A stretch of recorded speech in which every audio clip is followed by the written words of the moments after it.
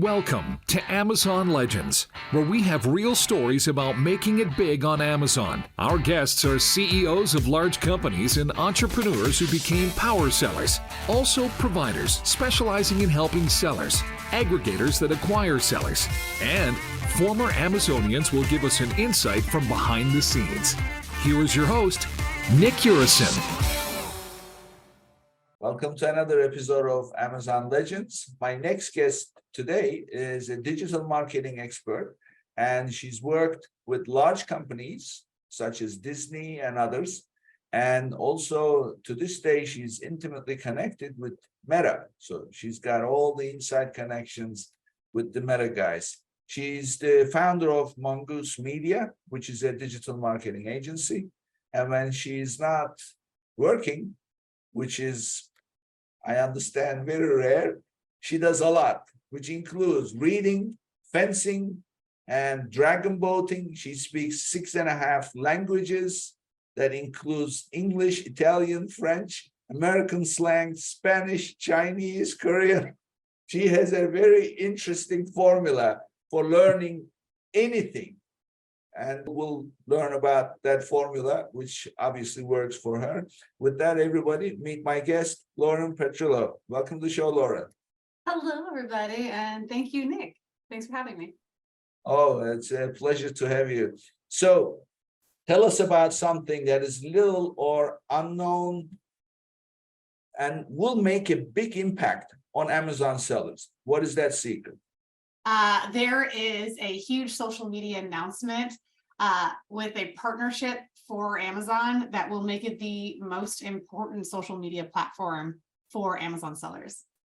And which platform is that? Pinterest. Pinterest. So why Pinterest? Pinterest is a platform that has more active users, daily active users than LinkedIn, like more than 3 times larger of a daily active user audience. They have over 460 million users on the platform. And it was made as an e-commerce centric social media deliverable. And so it's set up for potential customers and buyers to discover products well ahead of any search or ads that you'd be paying for on other marketplaces and channels. So, when you and I connected and then we were trying to figure out what to really dig into that would be interesting for our listeners, you mentioned Pinterest and something that you said that totally hit me, and it's as a no-brainer. Why this partnership between Amazon and Pinterest is important is because every single social media platform is designed to keep the users on their platform, right? Mm-hmm. And Pinterest is designed to send people away. Exactly. They thrive on driving external traffic off of Pinterest. You get rewarded for it. Your engagement goes up, your impressions skyrocket when you inspire others with something that is interesting to take action. So if it is Pinteresting, you've inspired them to leave Pinterest and go explore, buy, and learn. Okay, so this makes it obviously the no-brainer for Amazon to have this kind of a relationship. So, okay, so for everyone listening to the episode, we are gonna dig into how to make Pinterest work for you from soup to nuts. We're gonna talk high level, but then we're gonna get into the nitty-gritty of how to go about doing this. So with that, let's jump right in. So tell us, how does, for someone who has no idea about how to go about this, because as you know, there are different types of accounts when you sign up with these social media platforms. Walk us through, how does a seller go about bringing Pinterest into their marketing programs? So as of today, in this recording, it's summer 2023. The best way to do it is you set up a business Pinterest account. Many of you may have a personal Pinterest account, which you can convert to a business, just going through settings, and it won't take you more than 30 seconds, but you want it to be a business Pinterest account. You want the profile to be set up with your brand's name and the profile image to be your brand's logo. That's the initial start from scratch. You claim that handle, and then you own a business profile. The reason why I give the caveat of, summer 2023, because with this announcement of a partnership, there's going to be a massive impact for Amazon sellers, because it's the only social media platform that's going to be integrated with Amazon from a social commerce perspective. One thing, if you're just starting and you're listening to it now, what's amazing is that you are so ahead of the curve as a seller, because most brands aren't going to jump onto this. And what Pinterest has just brought back is a requirement for business verification to have an account with Pinterest for 3 months. So if you just go to Pinterest.com, set up your business Pinterest account, then you'll be given, there's a few extra steps after that to get to business verification, but it's way easier to get your blue check mark and to get your products making pins for you so that social media posts are done without any effort on your side. Well, that's such a valuable thing. So, and in the early days, it was easy to sign up with Amazon to become a seller. Now there's all kinds of verifications, and you never know. So this is exactly how it's going to be. And wait until Amazon really starts promoting this idea. So then, of course, they're going to be, forget about all the requirements, just the amount of time for you to sign up and get set up and get ready. It's going to be a lot more hassle, right? I would say right now, you can have your business set up account in 2 minutes.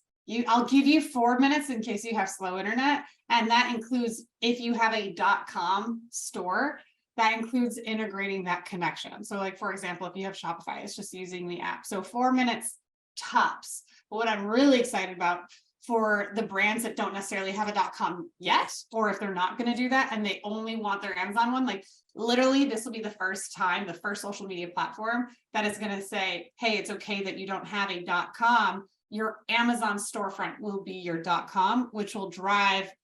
We have case studies after case studies of e-commerce brands that are getting hundreds, if not thousands, of clicks to their website simply by repurposing existing content they've already made. Cool. So I know you shared some of the numbers at the beginning, but they were crazy numbers. So let's go through those again, because I'm a numbers person. I'm always looking at numbers, but Sure. These numbers, go ahead, tell us why Pinterest is so strong. So again, over 460 million users on Pinterest. If you think about LinkedIn has, about 480, 490 users, but they have like a third of the number of daily active users. Of the 463 million users on Pinterest, 450 of them are active users. It's a platform where people stay and like to get inspired, and they come back to because they take action outside in the world, versus other platforms like LinkedIn, where they come in, they check during their lunch and leave, or Instagram or TikTok, where they're in for hours and they're just scrolling nonstop. Pinterest is a platform with more than 3 times the audience of daily active users than LinkedIn. It's also got a 1,200 times life decay difference between a Facebook post and a Pinterest post. Pinterest, for the Amazon sellers that are listening, keywords. Keywords better than most people that are in the SEO space. You understand that keywords are your lifeblood of your ASIN, of your listings, everything.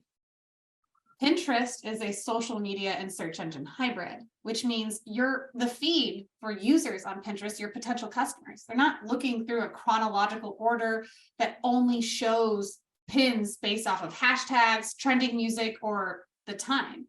It's based off of keywords that you're seeking out so that you have, inbound related content available for you that matches what you're interested in. And because it's inbound and like search keyword specific, it's a visual search engine, a post that you make on Facebook could last like 4 hours of visibility. A pin you can make on Pinterest averages about 3 to 4 months a pin, but we have clients that are in non-obvious avenues for Pinterest, like really you wouldn't expect their brand to be on Pinterest and be doing as well as they are, generating hundreds of clicks every week from pins we created 3 to 4 years ago.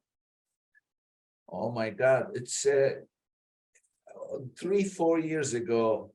That's one thing. I'm still stuck on the average life of a Facebook link Post is how long? 4 hours. You can 4 get 2 hours. days for an Instagram post, 18 minutes for a tweet. So these are statistics. I can pull over what the life decay is. But yeah, you have only so much time because it's chronologically centered social And media feeds. Pinterest, how long is the Pinterest been? 3 to 4 4 months. months? Oh my God. You spend so much time creating content, even if you're not creating content now, you created content before, you posted on Facebook, cricket, you uploaded an IG reel, nothing. And then we uploaded to Pinterest with leveraging, 5 seconds, 30 seconds with AI, put in some keywords, add some value in the title and description so that it's searchable. And then boom, you go from crickets on one social media platform to crushing it on Pinterest. And it stays that way because it's lasting. Okay, so fine. So we opened our account. Walk us through now what happens. So the next thing is you have your Amazon listings. So walk us through what is the best way to get out of the most from Pinterest? Sure. So you've created your business Pinterest account. You've uploaded your name of your brand and the logo of your brand as the title. Something that you can do to optimize your profile, because that's step 2. You'll want to obviously have some boards that you set up. Boards act as like the channels on YouTube or the playlists on Spotify. It's just the organization of your content. So if you sell, I've got on my desk a glasses case, and say you're using this brand, you might have a board that's about like trendy glasses cases for back to school. Another one might be like glasses cases for the professional father, gifts for the college student, things of that nature. So you just have like organizations. So you set up boards. Maybe you start with 1 or 2, and we see boards that work even if you just call it blogs, because if you do have a .com, you might already have a blog on your website. And even if you just say blogs about glasses cases, at least it gives you or your ideal customer a playlist or a rabbit hole to keep going down. So you've set up your profile. You've got your logo. You can make a background image that lets people know what your Pinterest account is about, what you're selling essentially. And then you want to make some ideas of like pillar topics that you're going to start saving your pins to. So it's just like organizing your posts so that, again, that constant consumption where someone says like, oh yeah, no, like I have a college student or I have an engineering partner. They wear glasses all day long. What a great idea. Gifts for engineers. Let me see what's down that playlist or this board, Pinterest board of content that's available. So those would be the first 2 things that I would set up. Step 3 that I would do is, and it's depending again, if you have a .com or not. If you have a .com and for example, you have a blog already, my step 3 for you is you install the Google Chrome extension for Pinterest. And then you go to your existing website. So we'll say you go to mongoosemedia.us/blogs.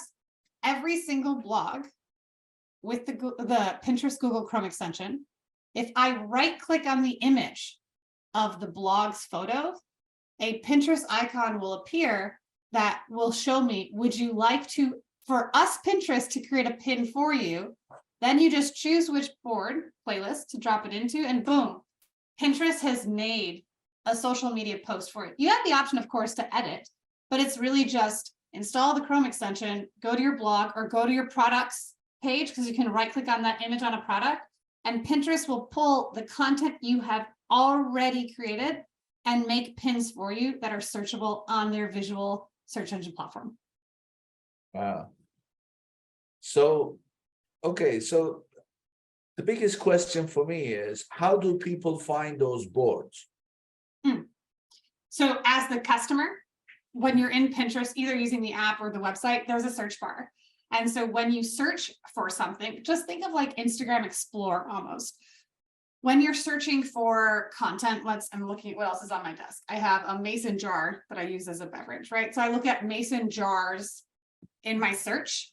There's going to be pins that are going to be populated. So it's going to be posts that are showing me visual pictures that if I can hover over, depending on which device I'm on, will show me the title and a bit of a description that will say like, oh, okay, I'm interested in learning more. Similar to when you go into Google and you're searching for something, you have the meta title and meta description that shows you, is this the content you're looking for?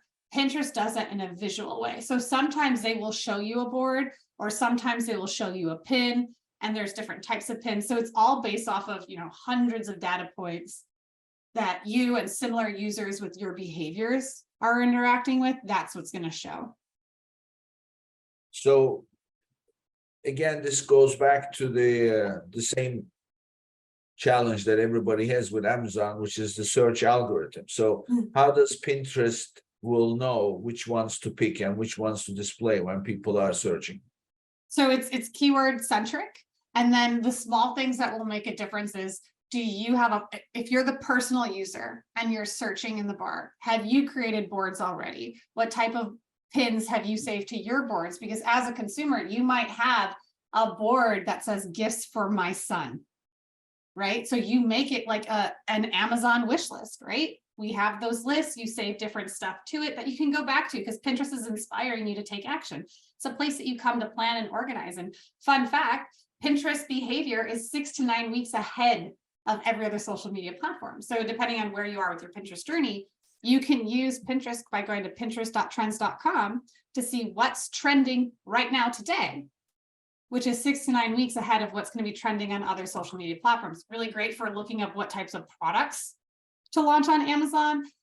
Really great to see what types of content to create. Like October is all about Christmas. So you can see what people are searching for in October for Christmas so that your content in Christmas is already ahead and delivering exactly what someone wants.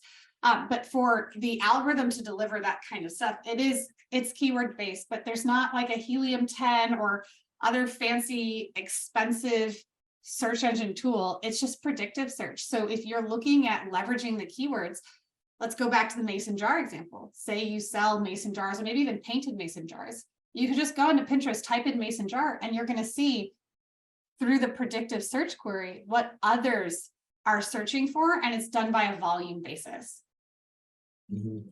So you could even use this as part of your product research if you're looking Absolutely. to create products, right? So you could see what's trending. And of course, one of the rules is not to chase the market, because whatever is showing today, it may not be the case tomorrow.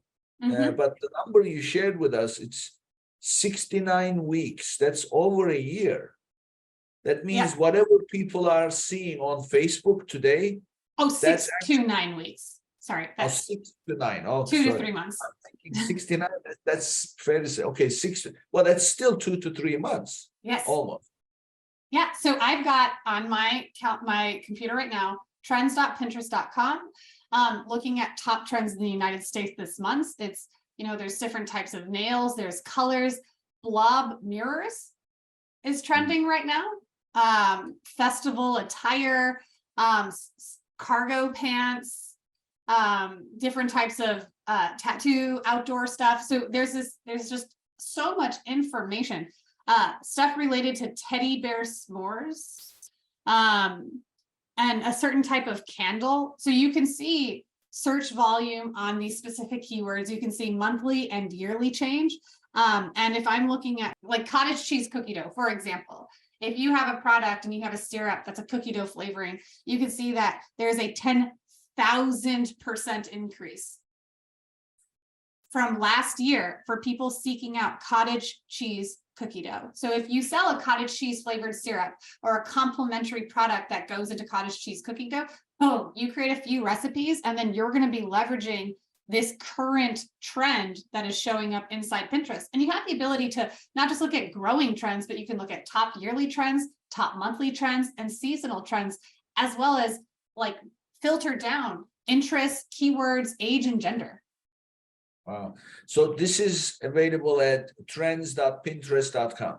Yes. Okay. 100% free, nothing is gated. And you can even go deeper and see what type of pins are generating the highest quality of traffic. So if I can pivot for one quick second of where we've seen success for our clients is we have, dozens of clients that are on Pinterest where we're just repurposing their existing content and saying, hey, business owner, give me 15 minutes of your time. And then you don't need to hear from me except maybe read a report once a month to see how much traffic we've sent to your site or to your listings. But we take and we repurpose that content. And when we're doing these types of trends and like following this type of stuff, we can see the virality elements to it because then people start to like follow on your boards, people start connecting, but it's not just the people that are using Pinterest, it's Pinterest themselves, which will then say, hey, wait a second, like I'm looking at right now, there's a quilt trend. So different quilt patterns, different quilt squares, different quilts you can buy, all that type of content. So say you sell quilt patterns. And right now it's really popular, especially for the female demographic between 55 and 64 with 32% of the share, and then a whole 15% of the audience between 25 to 35 years old. So all that data is available, helps you decide how you want to position, how you want to speak to your audience, what images you're going to use. Pinterest is like, wait a second, wow, these quilt patterns are getting so much attention. This is awesome. Let's take our efforts and put it in front of more people. So we have clients where Pinterest is using our pins in their blogs. So Pinterest Korea has this Pinterest board, like a blog that they've made about top things related to tea tree oil. We have 2 pins in there. That means pinterest.co.kr, Korea's website, is linking to our pin, which is linking to our website, which shot our domain authority for our .com through the roof and increased organic traffic tremendously because Pinterest says, hey, if people in the US are liking this, I bet you Koreans are too. Oh, here, we'll add it to France, we'll add it to Ireland. So all of this stuff is now showing up in Google. So the Pinterest pins for this tea tree product is showing up on Google. And since Pinterest has like a 95 and 98 and 92 domain authority, their content is showing above so many other websites that have existed for decades prior to our clients. So this is almost like, well, not almost, it's exactly like that. So sometimes you get these emails that are about articles for top selling products on Amazon. What's the top 10 best deals right now on Amazon? Top 10 best Prime Day deals, top 10 best Mother's Day gifts on Amazon. So people create these things. Of course, they are all Amazon affiliates, and then they're just writing the articles and driving business. But it's external. In other words, Amazon has nothing to do with it. They don't care. They just receive the traffic and, of course, make the sale. But in this case, Pinterest itself is promoting the top performing pins, right? Yeah, and it's not even always top performing pins. It's like we'll look at some, and so like we have clients in the baby space, and we'll see pins that are like 6 months old that all of a sudden pop up in different boards. So I don't know how the teams at Pinterest choose it, but yeah, they're choosing content and driving traffic within Pinterest to your pins, which drive traffic to your listings, which drives traffic like SEO engagement. It's like a lot of love for a social media platform that people think is so 2015. Like, oh, you think Pinterest, you're thinking like, oh yeah, like when NSYNC was cool. Well, let's be real, NSYNC will always be cool. And right now Pinterest is, I think, going to be the most important social media platform for Amazon users because of the announced partnership where Amazon and Pinterest are going to, in theory, make it the most social commerce friendly platform out there, which means if you have a .com, you have an Instagram shop or a TikTok shop where it connects to your store, and they can still buy, but they buy on your .com, which doesn't help your Amazon listing ratings. It doesn't help your rankings. It's 2 separate stores. Pinterest announced relationship with Amazon, and in the last like few weeks, they've actually started to remove shops from the Pinterest tab. I was like, oh, wow, they're doing that because, and this is like, crystal ball I don't have all the insights, but my assumption is because you're going to have your Amazon shop be the direct connection. And if you know about social commerce and like Instagram shops and Facebook shops, you can buy on Instagram from your .com. Well, imagine if you can buy on Pinterest from your Amazon listing, and all of that information gets carried into your account. I have something important for all my listeners. Sellers lose money on lost or damaged inventory with Amazon, which can add up to a lot over a year. Did you know that there is a way to claim all your losses? Getida is the global leader in Amazon FBA auditing and reimbursements for Amazon FBA sellers worldwide. They deliver results with no upfront costs. They get paid only when you get paid. Visit www.getida.com/legends to learn more and sign up. And thanks to our friends at Getida, your first $400 in reimbursements will be free. That's www.getida.com/legends. And that's www.getida.com/legends. Well, let me bring something into this. So I'm sure you're familiar with the new feature that Amazon started promoting called Buy with Prime, right? So, and for those who are not familiar, Buy with Prime is basically a button that you add to your website, your Shopify website. So if you are a Prime member, when they click on that button, you make your purchase as an Amazon Prime member. Now, here is the best part of this. And I recommend it to all my clients. It's a no-brainer to use Buy with Prime because it uses your inventory at Amazon for fulfillment of that order. So if you are doing your pick, pack, ship operation, what is your best case scenario? You receive hundreds and hundreds and hundreds of orders. Well, guess what? Each and every one of those orders needs fulfilling. You have customer service, you have all these things. By the way, you also have to plan your replenishment accordingly, which means that you have to keep stock at your warehouse, whether it's 3PL or home base, doesn't matter. That's one location, and another location is Amazon. But when you do Buy with Prime, now you centralize your inventory management, which is already a huge advantage. And so this Buy with Prime. So my question to you, Lauren, is there a way to combine Buy with Prime and Pinterest so you can buy it right there on the pin with Buy with Prime? That's my assumption of what's coming, and my guesstimate would be before Black Friday. Because before Black Friday. Historically, everything I have seen social media platforms do when engaging in social commerce starts now so that there's availability before Black Friday. Now, sometimes that availability is often limited to specific accounts or handles and relationships that are already engaged with the platform. So if you're an Amazon seller and you're thinking about doing this, and then Amazon's like, hey, and Pinterest are like, hey, we need to find some Amazon sellers so that we can test this out with.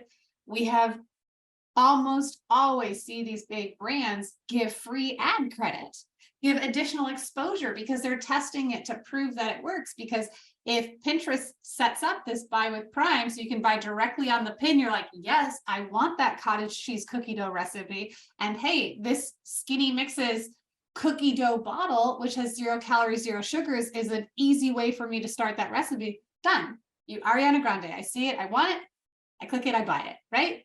You'll have that opportunity. So the Buy with Prime, I can't say for sure 100%, but I can bet a lot of money that it's coming, and my assumption is that it'll start rolling out ahead of Black Friday.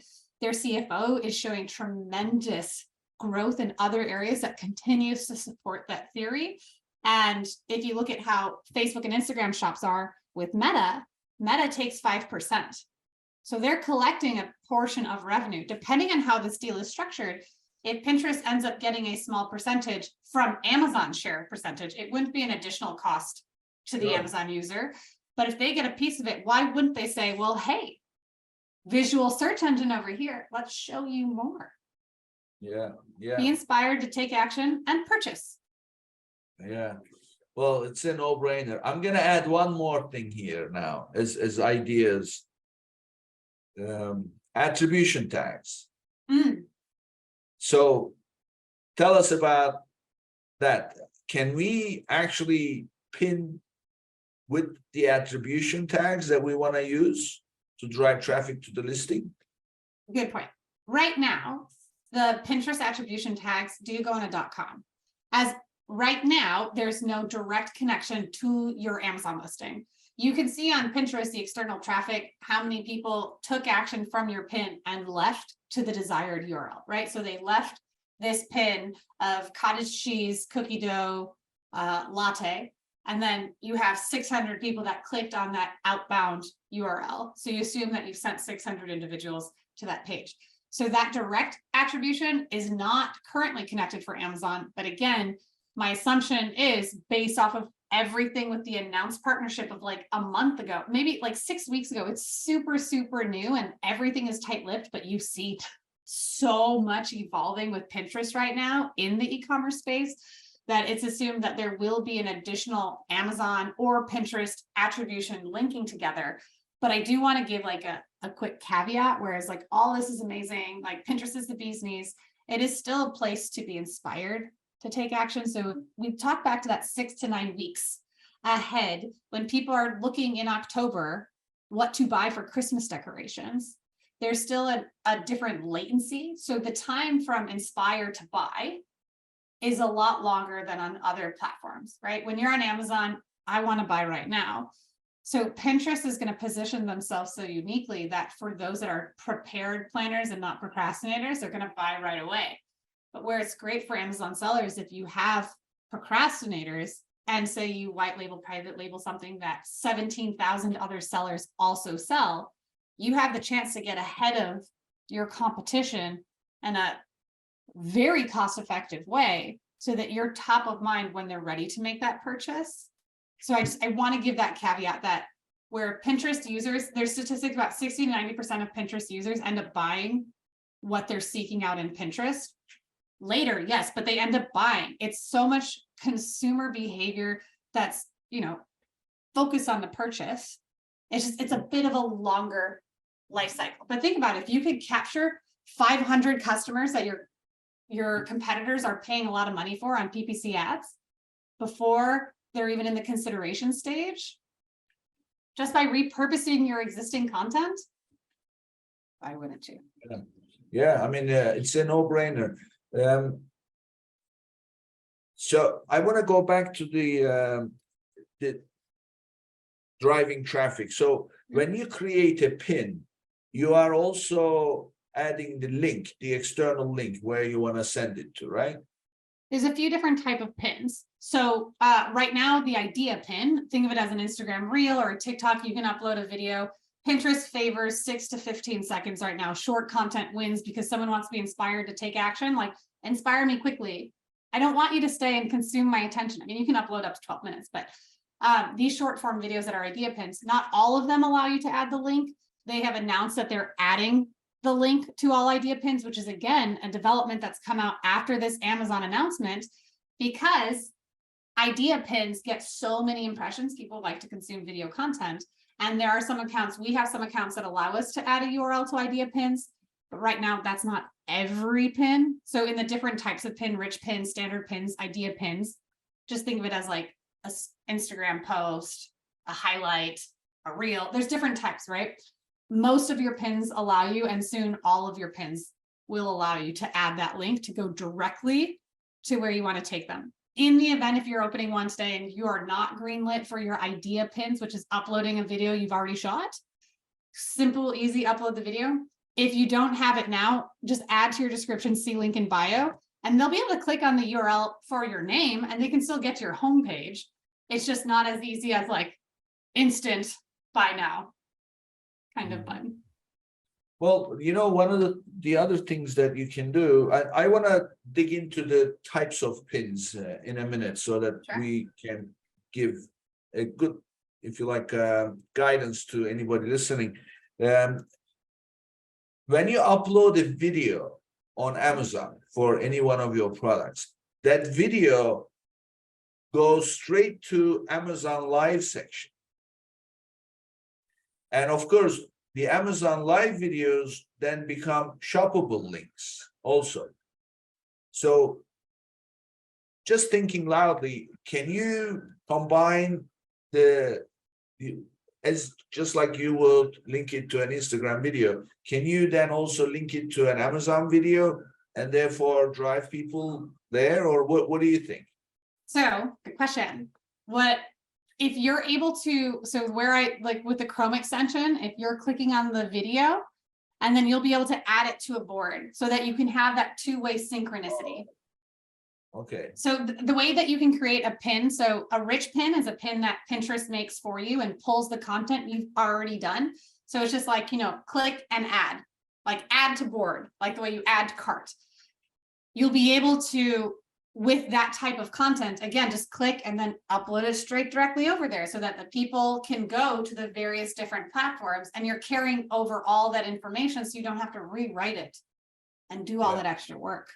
Yeah, great. Okay, so let's get into the pin types. So let's go through what type of pin types are available and what would be the best that you would recommend for Amazon sellers. Sure. So rich pin is the easiest. You're like, let me get rich by doing very little work. Think of it that way. When you already have a picture or an asset and you use that Chrome extension, you can right click and then it will make the content for you.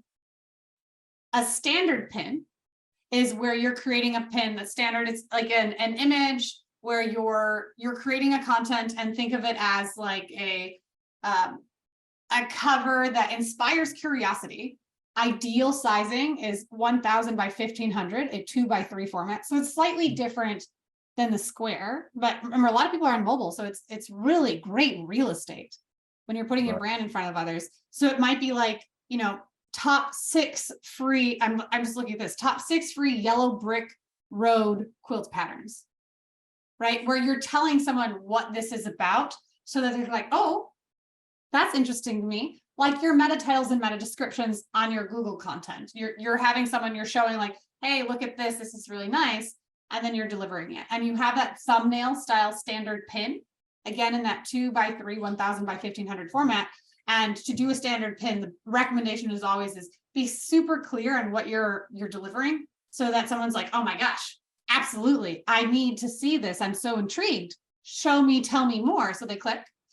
And then I recommend you have your logo and your website. So you can have that branding right away, because a lot of users are on the platform and very few brands. There's a supply and demand opportunity because brands think Pinterest is old, so they're not participating. That's why we're seeing thousands of clicks to our clients' websites by taking their past Facebook posts and uploading them directly in. Even though 2x3 is the ideal Pinterest size, Pinterest will take any style creative. I just have seen better performance when you follow their 2x3 recommendation type. And if you use original content, it's our theory that Pinterest is able to scan all the pins. And when you use photos from Canva or stock photos, people might be using that exact same image elsewhere. So this is our theory that it slightly devalues your creative. But we have clients that have no stock, they have no photos, no UGC, no lifestyle images. We use only stock images that we find in Canva, and we're still getting, hundreds of thousands of views to their content every month, thousands of clicks to their website every week. It's really impactful. So the standard pin is, think of it as like the thumbnail for your YouTube. You tell people more, you can give it a title, and you can give it a description. The title is 100 characters max, description is 450 or 500, but I always try to make my title 85 characters. And then I ask ChatGPT to give me a description about this to be between 350 and 400 characters in case I need to add see link in bio. But I literally will tell ChatGPT what I want them to deliver in the title and the description. And we're able to upload so many pins quickly by just taking existing content or using like stock photos, adding in a title like that, like, top 6 free yellow brick road quilt patterns, or easy quilt ideas to sew in a day. That's another pin example. I'm just looking at trends.pinterest.com. Adding at the bottom our URL and our logo for that brand connectivity. So that's your standard pin. Standard is like you do it all the time.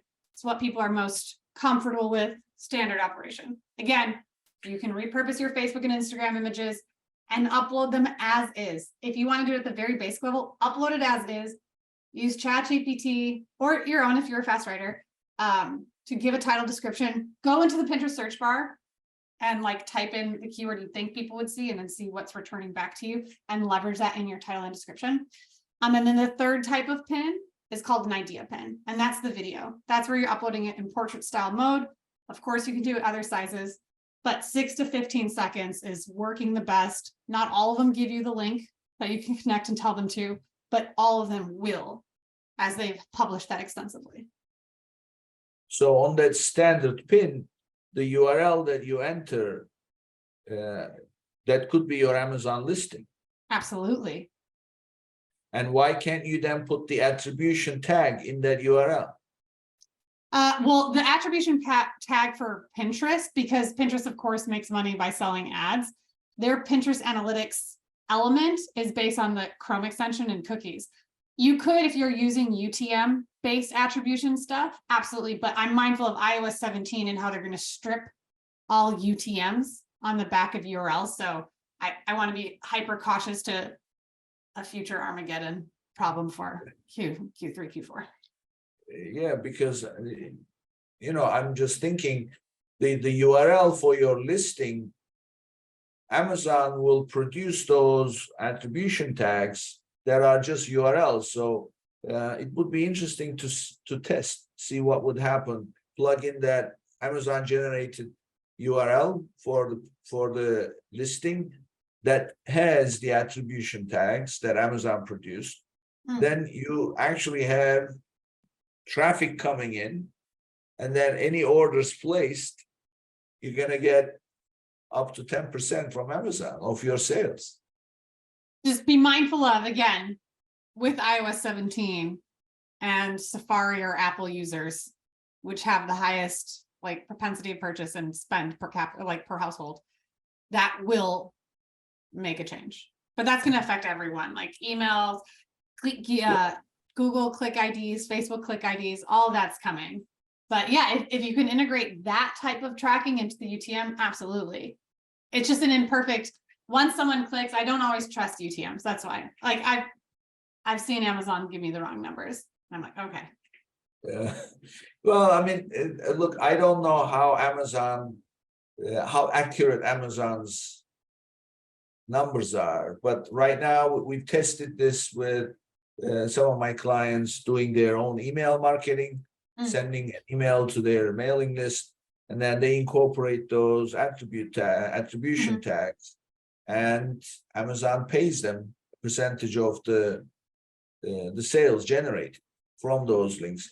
And what I don't know for sure is how their email marketing software reported in terms of number of clicks versus number of clicks Amazon attribution tag reported.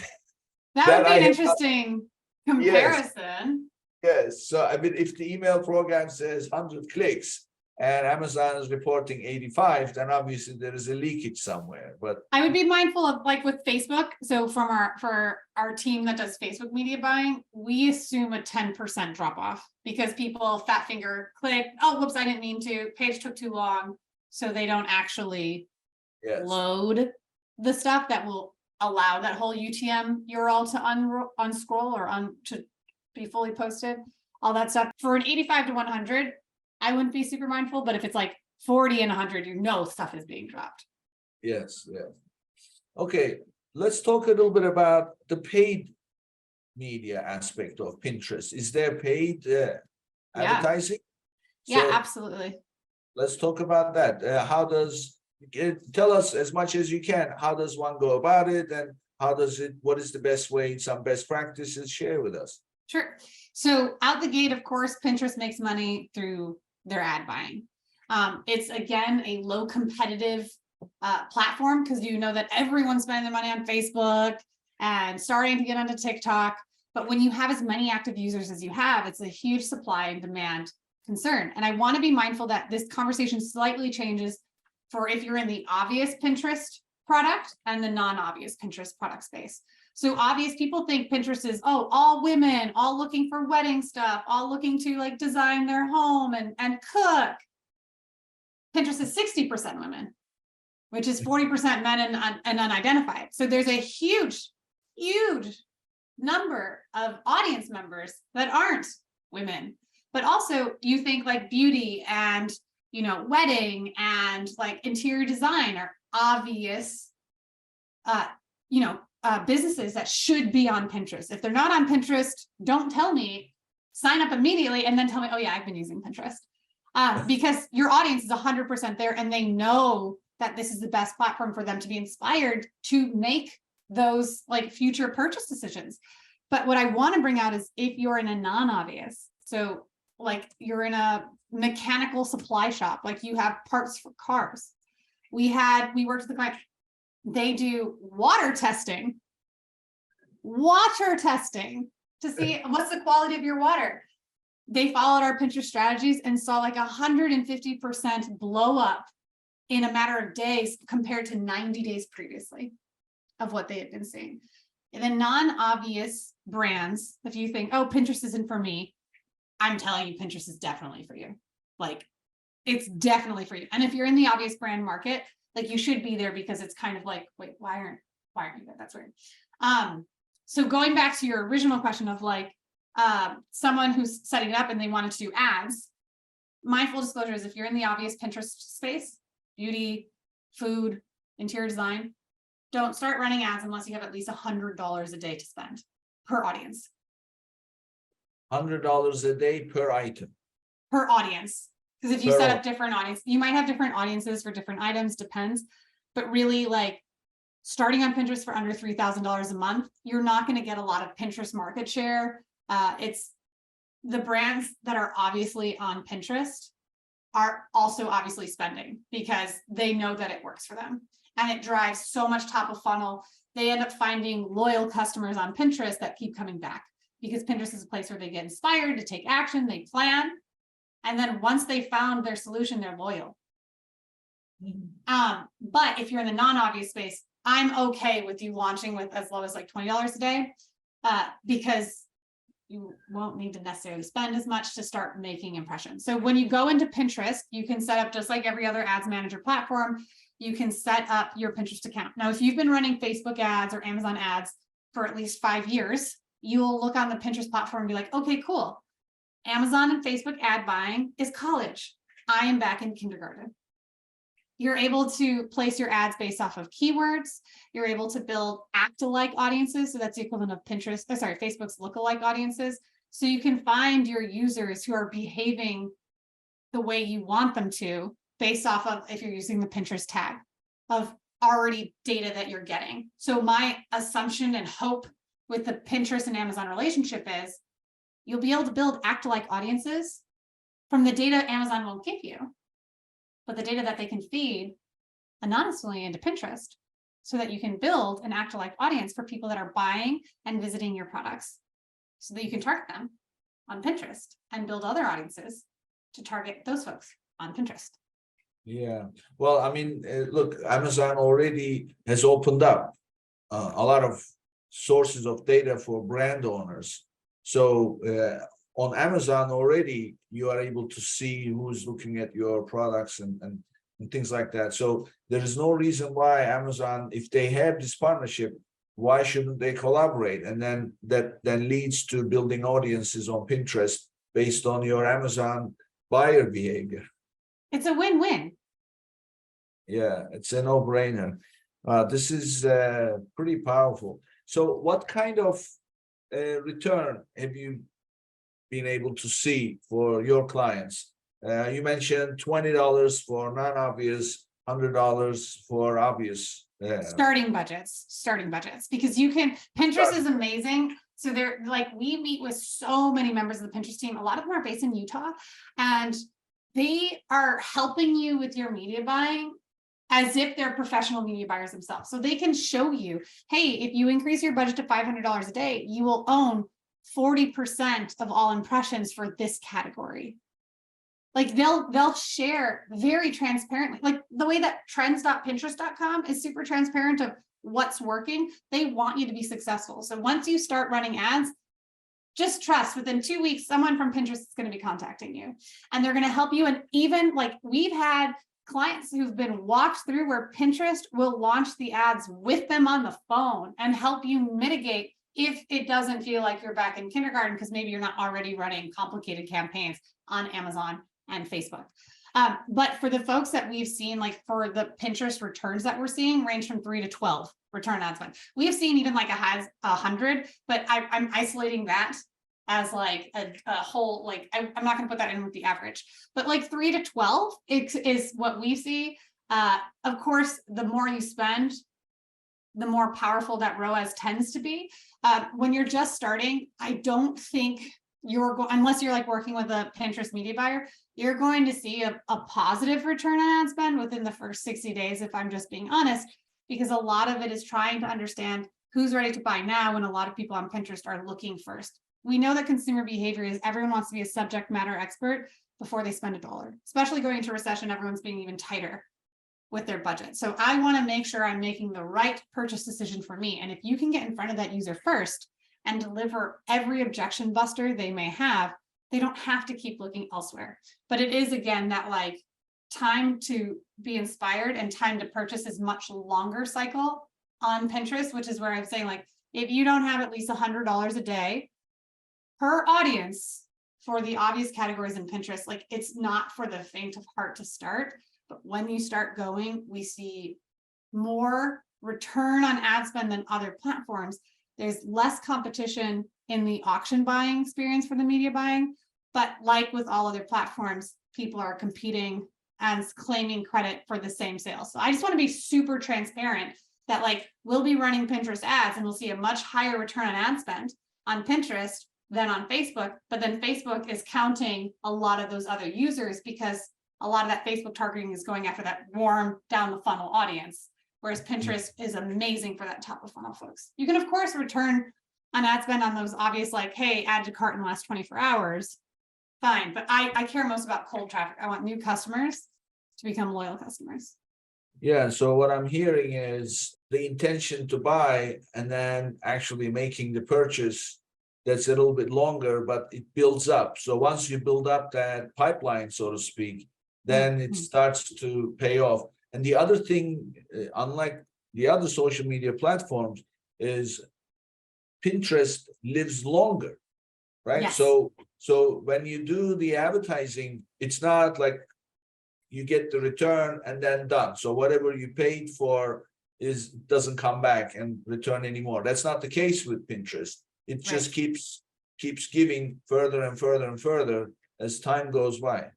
I wouldn't even recommend, honestly, I wouldn't recommend even starting with Pinterest ads. And I know they're like, no, spend money on ads until you're getting at least 100 to 200,000 monthly views, which you can get in 30 to 90 days. We've done it time and time again. 100,000 monthly views. That's not 100,000 impressions once. It's 100,000 month after month, and it keeps growing because it's a compounding component, assuming you consistently post and like repurpose your content. But once you're at the 100,000, 200,000, like organically, then you start to see what type of pins are generating a lot of attention, and then you could put the budget towards it. But I wouldn't start with money out the gate, because you can start seeing return and lift on your traffic to your products, to your sites organically without having to spend money on the paid traffic side. Yeah. How often are you supposed to do this? Like they say in social media, every day you have to post. So what's the frequency for Pinterest? Okay, so I can tell you the frequency that we do. So we have different packages where we provide that repurposing stuff. Because we're repurposing and very little is being created, like we'll use Canva and maybe resize some stuff, maybe make some thumbnails that have the headline, the URL, and the logo. We are posting about 35 standard pins a week and between 4 to 8 idea pins a week. So what we do, at least for Mongoose Media, is we're able to do more posts in 1 week than most brands get in 1 month for the same, if not cheaper pricing. Because we're not creating the stuff, we're leveraging what was already made, bringing it to the platform and putting it in front of new users that maybe haven't seen it. Because there are people that are on Pinterest that won't go onto Facebook, or TikTok or Instagram because they feel it's a place that collects all your data. Right, right. And so you have a different, but you'll also have overlap. The other component, I like something you remind me of that's really important for the person that's like, do I expand to Pinterest? Oh my gosh, it's another platform. Did Lauren just say they're doing 40 pins a week? Like our smallest package is like 20 pins a week. Like you're like, oh gosh, that sounds like so much, but doesn't 1,000+ visitors to your site per week sound worth it when it's not taking you all the time it takes to create because you're repurposing? But I want to say is to Pinterest's credit, it's the most unsocial social media platform because yes, people can comment on your pins, but they don't expect you to reply. They're not sending you DMs. You're not doing customer service. You're putting out content to inspire people to take action, not to start conversations. Yeah. Yeah. Well, looks like this is going to be, I'm curious to see what happens once this starts to take hold and Amazon really puts its weight behind it. And they've never put their weight behind any social media partnership like this before. Yeah. Yeah.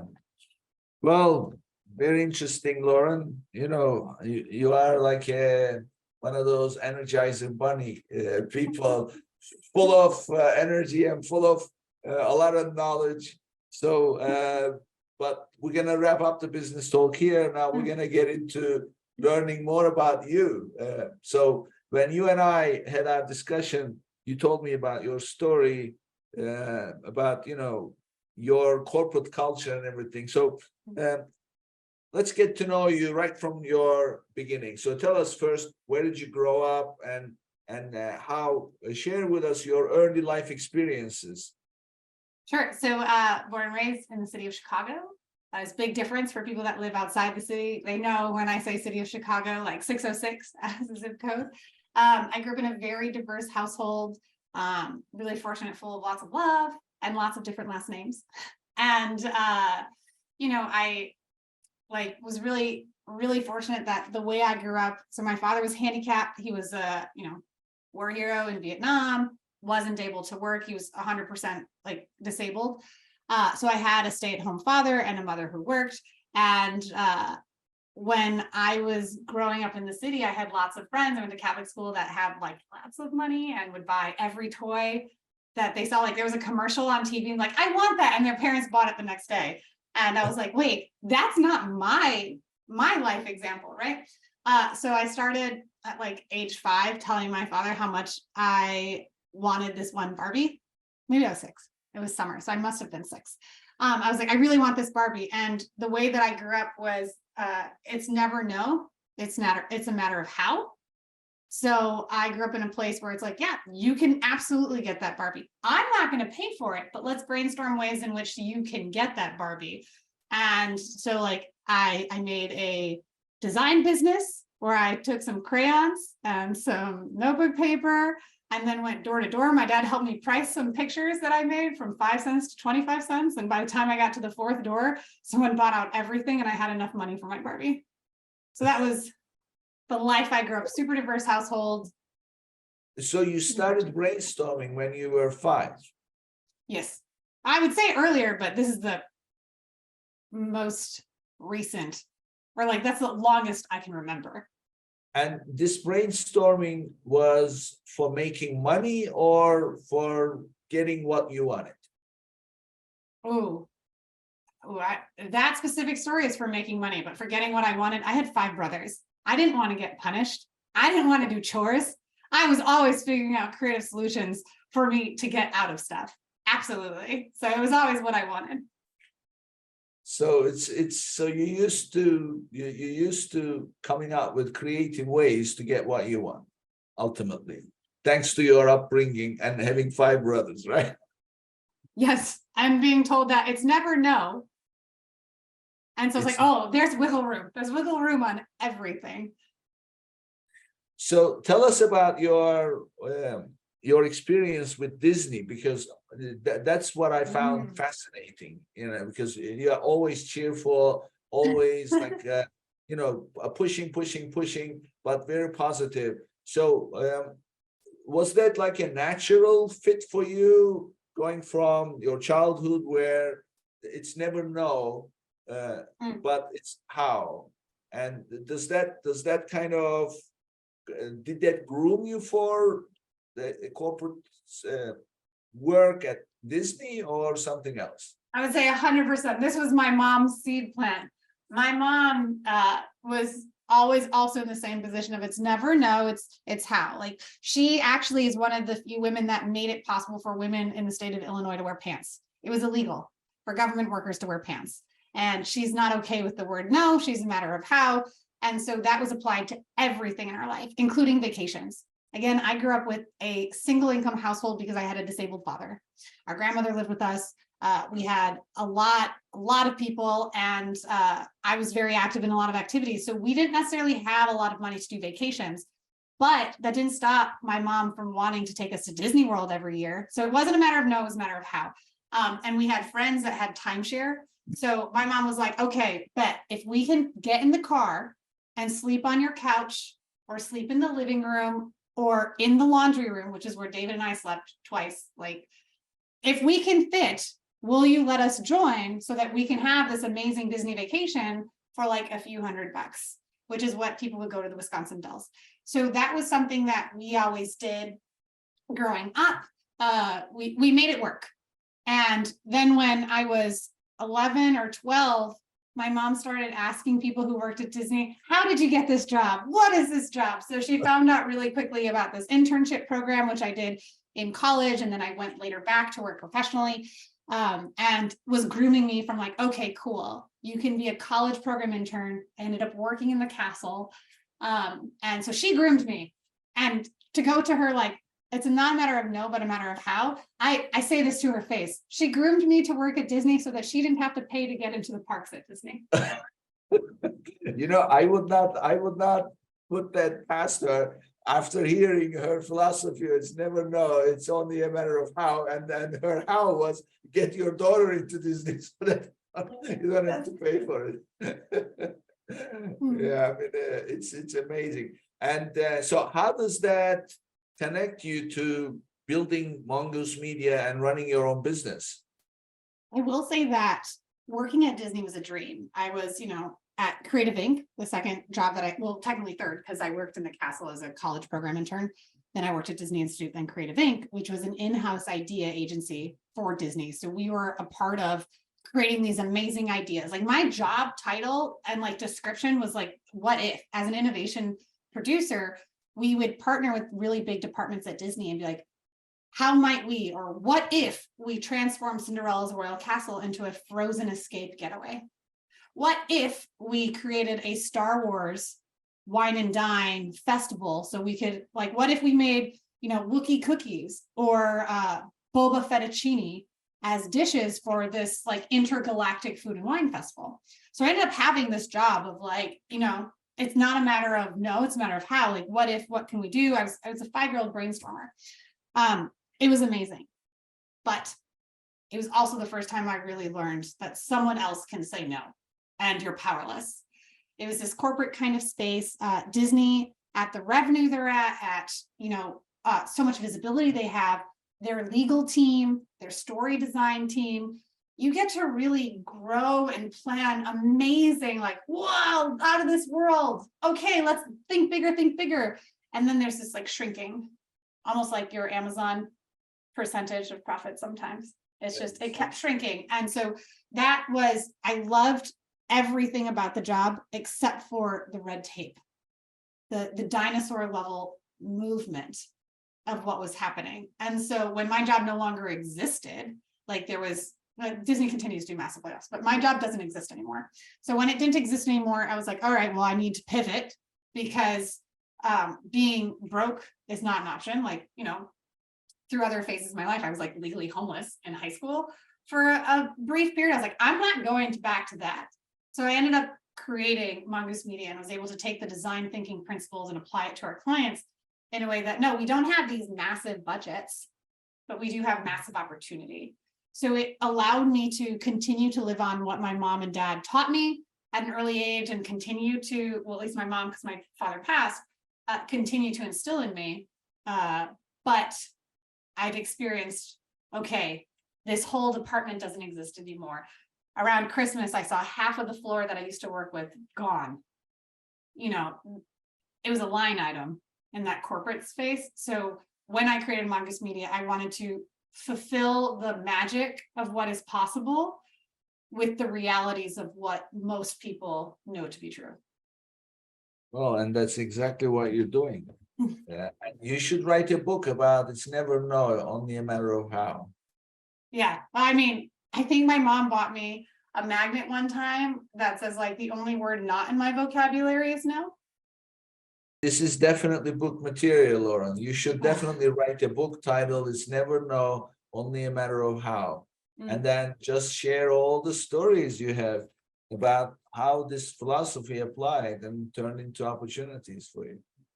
Okay, well, I mean, growing up, I remember friends telling me that if there was ever someone to have a reality show, it was you. So I feel like being told that there's a book that you could write is like the mature version of, okay, good, I don't want to be on No, you can sell the movie rights. This would make, you know, those movies where they have like 3-4 different stories and they all play out separately throughout the movie, but then they converge. And that's the kind of stuff that could come out of your book. Oh, 100%. Only if like Zendaya or Shakira get to play me, then I'm done. 100%. Well, I'm sure you'll have no problem finding people who will play you. Well, this was great, Lauren. The information is so valuable. Tell us, how can people reach you? Share your contact information with us. Sure. So my website is mongoosemedia.us, and then you can follow me on all the socials. It's Lauren E. Petrullo, like Elizabeth, because I'm married. I love my husband, but I wasn't the first Lauren Petrullo on social media. So this incredibly talented, also blonde, brilliant, beautiful doctor who's like a monkey scientist beat me. So if you follow Lauren Petrullo, that's not me. But Lauren E. Petrullo is me, and I'd love to connect. Okay. Well, I'm sure they'll have no problem finding you. And those who are listening, also go check on YouTube, our Amazon Legends channel, so you can see her talking in video, so that when you find her profile, you know it's her. It's not this other person. So thank you, Lauren. This was great. And I'm sure you'll hear from people. And thank you for being here.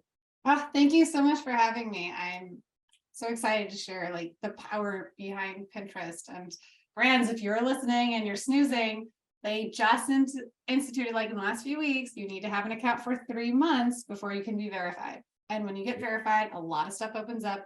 So now is a great time to start. Yeah, definitely go do that. Before we wrap up, don't forget to visit www.getida.com/legends to learn more and sign up to claim money for your lost or damaged inventory with Amazon. Your first $400 in reimbursements will be free. www.getida.com/legends, and that's www.getida.com/legends. And thank you. And this brings us to the end of another episode, and I'll see you in the next one. If you enjoyed today's episode, be sure to subscribe, rate, and review the episode, and share it with someone you think would benefit from it too.